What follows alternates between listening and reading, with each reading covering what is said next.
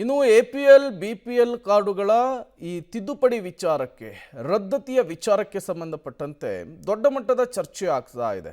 ಇದೇ ವಿಚಾರವನ್ನ ಬಿಜೆಪಿ ಅಸ್ತ್ರ ಮಾಡಿಕೊಂಡು ಆಡಳಿತ ಪಕ್ಷದ ವಿರುದ್ಧ ಮುಗಿಬೀಳ್ತಾ ಇದೆ. ರಾಜ್ಯದಲ್ಲಿ 11 ಲಕ್ಷ ಪಡಿತರ ಚೀಟಿ ರದ್ದಾಗಿದೆ ಎಂಬ ಬಿಜೆಪಿ ಶಾಸಕ ಸುನಿಲ್ ಕುಮಾರ್ ಹೇಳಿಕೆಯ ವಿಚಾರಕ್ಕೆ ಆಹಾರ ಸಚಿವ ಕೆಎಚ್ ಮುನಿಯಪ್ಪ ರಿಯಾಕ್ಟ್ ಮಾಡಿದ್ದಾರೆ.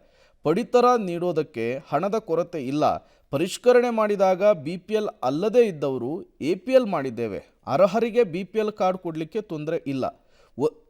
ರಾಜ್ಯದಲ್ಲಿ 11 ಲಕ್ಷ ಪಡಿತರ ಚೀಟಿ ರದ್ದಾಗಿದೆ ಎಂಬ ಬಿಜೆಪಿ ಶಾಸಕ ಸುನಿಲ್ ಕುಮಾರ್ ಹೇಳಿಕೆ ಇದೆಯಲ್ಲ, ಇದೇ ವಿಚಾರಕ್ಕೆ ಆಹಾರ ಸಚಿವ ಕೆಎಚ್ ಮುನಿಯಪ್ಪ ರಿಯಾಕ್ಟ್ ಮಾಡಿದ್ದಾರೆ.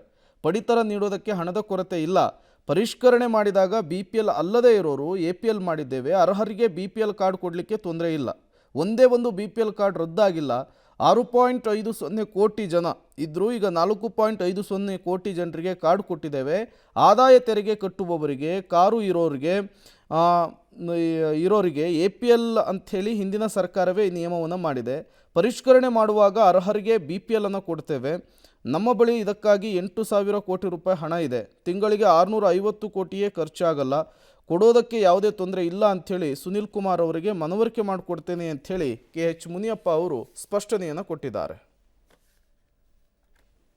ನಾವು ಪರಿಷ್ಕರಣೆ ಮಾಡಿದಾಗ ಕಾರ್ಡ್ಗಳು ಅಂದರೆ ಬಿ ಪಿ ಎಲ್ ಅಲ್ಲದೇ ಇರೋರು ಆ ಪರಿಷ್ಕರಣೆಯಲ್ಲಿ ಬಂದಂಥದ್ದನ್ನು ಎ ಪಿ ಎಲ್ಗೆ ಹಾಕ್ತೀವಿ. ಎ ಪಿ ಎಲ್ಲಲ್ಲಿ ಇರ್ತಾರೆ, ಅವ್ರನ್ನ ರದ್ದು ಮಾಡೋದಿಲ್ಲ.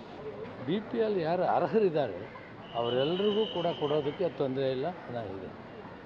ಎ ಪಿ ಎಲ್ ಇರೋರು ನಾವು ಮೊದಲಿನಿಂದ ಎ ಪಿ ಎಲ್ ಅವರು ಇದ್ದಾರೆ.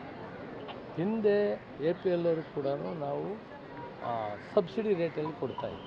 ಅದನ್ನು ಹೆಚ್ಚಿನ ಜನ ತಗೊಳ್ತಾ ಇರಲಿ.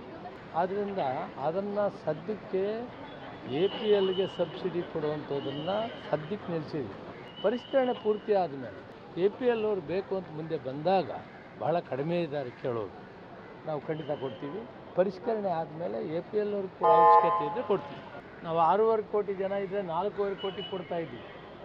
ನಿಯರ್ಲಿ 75-80% ಆಗ್ತದೆ.